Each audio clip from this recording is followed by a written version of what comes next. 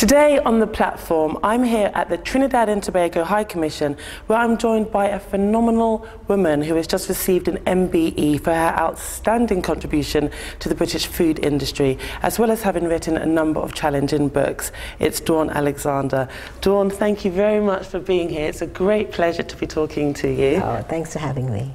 Absolute pleasure to be talking to you, because I've been following what you've been doing, the challenges that you've been going through, and the amazing health products which you have come up with.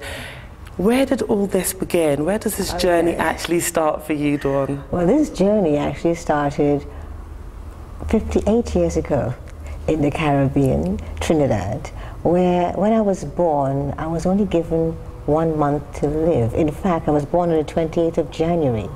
And they gave me 28 days to live, with no possible hope of survival.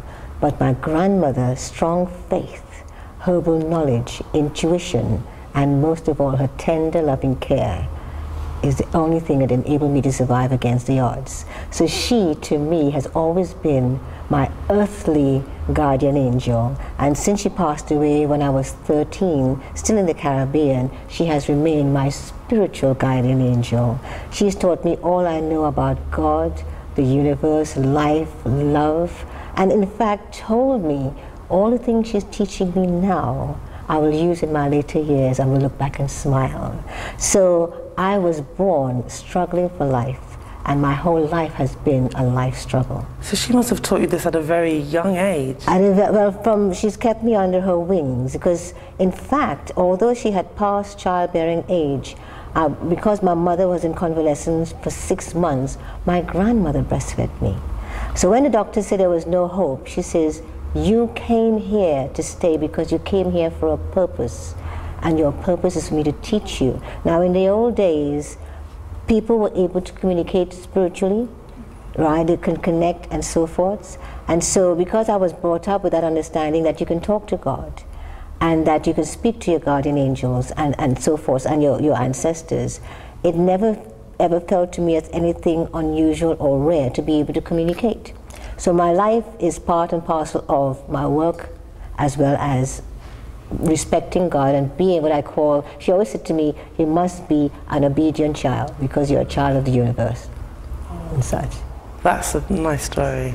So do you feel that you still communicate with her? Is she still guiding you? I don't really feel it. I see her, I talk to her. My mother, who was passed away, and my father, who was passed away, I speak with them. In fact, the year my dad died in 2005, and he, although he understood, never really was as deeply spiritual as my mother. And I said to him, when you go back, you will learn how to return. And when you do, you'll come and tell me. On my birthday last year, my father appeared in the flesh and gave me a hug and said, "Dawn, I now know." Wow. Okay, so, but to me, people might think, oh, it doesn't make me any more special, any more religious, any more holy. It's part and parcel of life. It's just that when you grow up in this so-called Western society, I was brought up as a Catholic. I now only believe in spirituality. But in a Western society, you're brought up to believe, they tell you in churches how to pray to God, but not how to listen. There's no point praying to Him if you don't listen for the answers.